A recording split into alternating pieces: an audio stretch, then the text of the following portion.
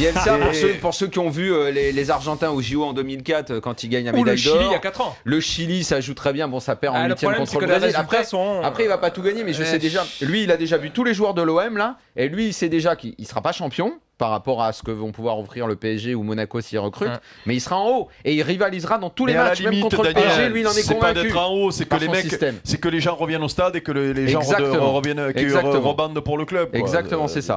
Mais c'est le projet qui vendra et à mon avis, il pourra y arriver. Jean-François. Il y a plein de bonnes choses et en même temps, je suis très sceptique. Bonne chose, le charisme du bonhomme, parce que de toute façon, il faut un électrochoc à Marseille, on va faire autrement, sinon le club est dans une impasse terrible, c'est des sables mouvants, donc il faut un électrochoc pour ça.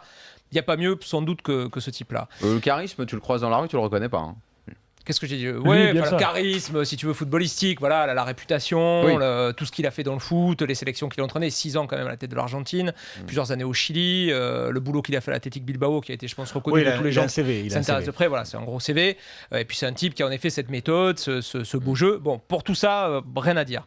Moi, le seul problème que j'ai, enfin les deux problèmes que j'ai par rapport à lui, la personnalité, parce qu'en effet, ça sert à quoi de miser sur un gars qui potentiellement dans 3 mois peut partir sur un coup de tête, parce que Marseille, aussi bien les joueurs que les dirigeants, que l'environnement peut hélas te pousser à péter un câble assez vite. Si les mecs ils sont pas calés ça dès maintenant, voilà justement, donc il vaut mieux s'en rendre compte maintenant. Les mecs ils doivent le savoir, il vaut mieux s'en rendre compte maintenant.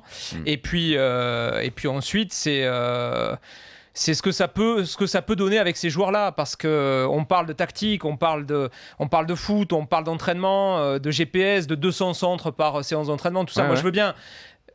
Vous les voyez là, les joueurs de l'OM faire ça ? Vous les voyez supporter ça ? Vous pensez que ces joueurs, soit ils font leur révolution mentale, soit c'est mort. Si la moitié du groupe dit stop, comment on fait ?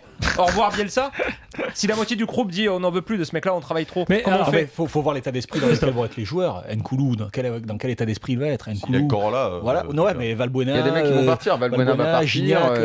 Et mais qui va venir ? Mais je pense que lui va faire venir un ou deux mecs des Sud-Américains. Je pense que lui il viendra avec 2-3 mecs pas chers, mais qui vont correspondre à son mode de fonctionnement, à son modèle de jeu, un par ligne. Et je pense qu'il fera avec ça. Et il y a des mecs qui risquent de partir, 3-4 mecs qui vont pas. Il est quand même pas simple à aborder pour un dirigeant. Parce que l'année prochaine, il y a une place. Il y a une place. Parce que Monaco-Paris, on peut dire que ça va être les 2 premières places. Donc il y a la 3e place éventuellement avec un tour préliminaire, voire 2. Alors qu'il y a Lyon, il y a Lille.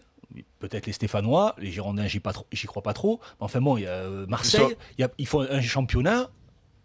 Voilà, ça va être quand même très compliqué, quoi. Mais Christophe, je suis pas. Oui, bien sûr que la position de l'OM l'année prochaine va être importante, mais il y a franchement un public à reconquérir, quoi, ici. Je crois que les dirigeants ont envie que les gens reviennent au stade. C'était déjà le but à l'intersaison, Eric, hein ? Ouais, parce que il y a un vrai malaise. Il y a un vrai malaise dans la ville, il y a un vrai malaise au stade, il y a un vrai malaise dans les dirigeants, ils sont nerveux. La base, c'est de redonner un sens à l'OM. Voilà.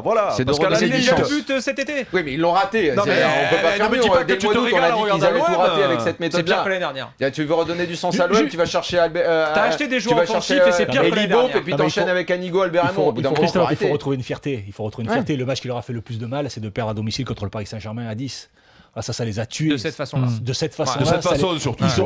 Ils ont perdu toute leur fierté, incapables justement d'avoir.